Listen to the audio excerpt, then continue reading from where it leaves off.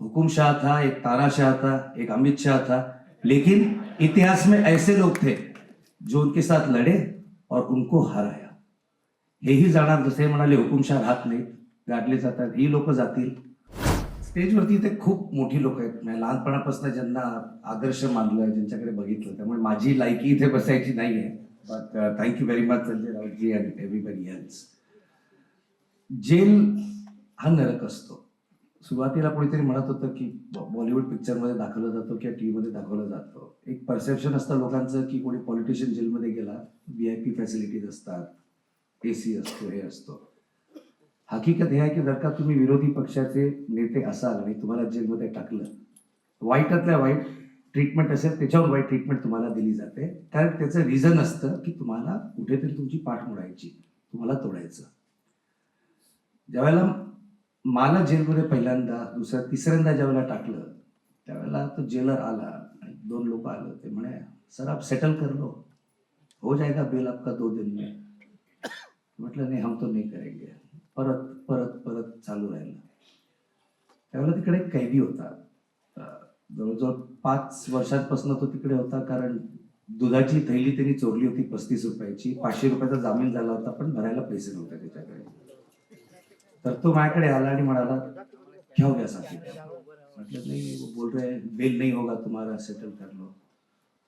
तर तो म्हणाला, साकेत भाई, माँ की कोख भी 9 महीने से ज्यादा नहीं रख सकती, जेल क्या रखेगी अपने को, असं त्यावेळेला तो म्हणाला होता. हे पुस्तक जे आहे, ज्यावेळेला आपण नरकातला स्वर्ग म्हणतो, हे खूप महत्वाचं हे आहे. जसं संजय राऊत साहेब म्हणाले की उद्धवजी त्यांना म्हणाले ते रडगाणं नाही याच्यामध्ये.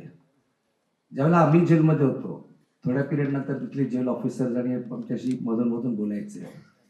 तर ते म्हणायचे, जेल में से लोग 2 ही तरीके से बाहर निकलते हैं. मैंने मैं यहाँ पे 10 साल से जेलर हूँ. जेल में से 2 ही तरीके से लोग बाहर निकलते हैं. एक तो पूरा टूट जाते हैं, वो कभी अपना सर उठा नहीं सकते, पूरा टूट के अपने साये से डरने लगते हैं. और दूसरी किस्म के होते हैं जिनके मन में डर हमेशा के लिए खत्म हो जाता है.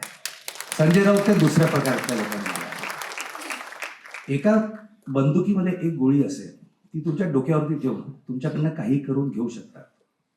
ती गोळी एकदा त्यांनी फायर केल्यानंतर तुम्हाला कसली भीती उरत नाही. संजय राऊतांना डोक्यावरती बंदूक असताना भीती नव्हती आणि गोळी झाडल्यानंतर सुद्धा त्यांना त्याच्याहून कमी भीती होती त्यांच्या मनामध्ये. But that is the kind of person he is. राजकारणामध्ये सगळ्यात अंडररेटेड गोष्ट म्हणजे मी तर खूप नवीन आहे, जे मागच्या 2-5 वर्षात मी शिकलो आहे की जी गोष्ट तुम्ही काही पैसे द्या, काही करा, मिळू शकत नाही, ती म्हणजे एकतर विश्वास आणि दुसरं म्हणजे इमानदारी. आज खूप लोक आमच्यासारखी तुरुंगात राहू शकली, आम्ही आतमध्ये पिरियड काढला, हॅरॅसमेंट झाली, सगळं झालं, पण मनात एकच होतं. अनिल देशमुख साहेब सुद्धा इथे आहेत की माझे नेते जे आहेत ते शरद पवार साहेब असो, उद्धव ठाकरे साहेब असो किंवा ममता बॅनर्जी आहोत, आम्ही गद्दारी करणार नाही त्याच्याबरोबर. आणि हे तुमच्या मनात जर का असेल, आणि त्यावेळेला हे लक्षात ठेवायचं की आम्ही, आणि मी त्यांच्या वतीने सुद्धा बोलतो आहे की या ज्या 3 पक्षाचे लिडर्सचे मी नावं घेतली, ते मला गॅरंटी आहे की प्रत्येकाच्या पाठीशी आपल्या आपल्या नेत्याच्या पूर्णपणे ठामपणे, नॉट जस्ट त्यांच्यावर, त्यांच्या परिवाराच्या पाठीशी सुद्धा उभे राहिले. ही इमानदारी जी असते आणि हे प्रेम जे असतं, हे बाकीची लोक समजू शकत नाही. भीती मनात घालणं फार सिंपल असतं. तुमच्या मनात जेलची भीती घालणार, आणि PMLA जो कायदा आहे, ज्याच्या खाली संजय राऊतजींवरती केस झाली, माझ्यावरती झाली, अनिल देशमुख साहेबांवरती झाली, तो कायदा असा आहे की त्या कायद्याच्या अंडर सरकारला प्रूव्ह नसतं करायचं की तुम्ही गुन्हेगार आहात. तुमच्यावरती जबाबदारी आहे की मी गुन्हा केलेला नाही हे तुम्ही सिद्ध करायचं कोर्टामध्ये, नुसतं बेल मिळण्यासाठी. त्यामुळे त्याच्यात एक कमीत कमी 3 ते 6 महिने माणसाचे गॅरंटीड जेलमध्ये जातात. तुमच्यावर केस केली, तुम्ही 3 ते 6 महिने काढणार आहे. ही भीती लोकांच्या मनात घालून एक एक एक एक एक एक करून पक्ष तोडणं, लोक तोडणं, म्हणजे ज्यांच्यावरती आधी केस होत्या ते आज मग मंत्री बनतात आणि उपमुख्यमंत्री बनतात आणि जे काय होतं. पण हे अशा पद्धतीने या ईडीचा वापर होतो. पण हे होण्याचं एक महत्वाचं कारण की आपली न्याय व्यवस्था, आपली ज्युडिशरी जी आहे ती पूर्णपणे फेल झालेली आहे.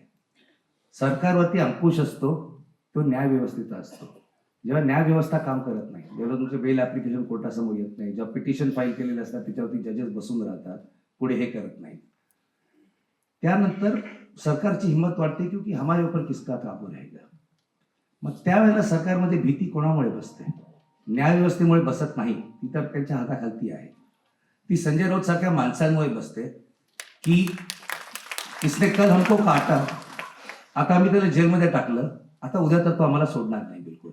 मी राज्यसभेत बघतो त्यांना रोज, ज्या प्रखरपणे ते आधी बोलायचे त्याच्याहून 10 पट जास्त पद्धतीने ते बोलतात. आता आमचे व्हाईस प्रेसिडेंट वेळ देत नाही बोलायला, ती वेगळी गोष्ट आहे, पण त्यांचं भाषण तुम्ही ऐकलं, त्या माणसाच्या मनात भीती नाही.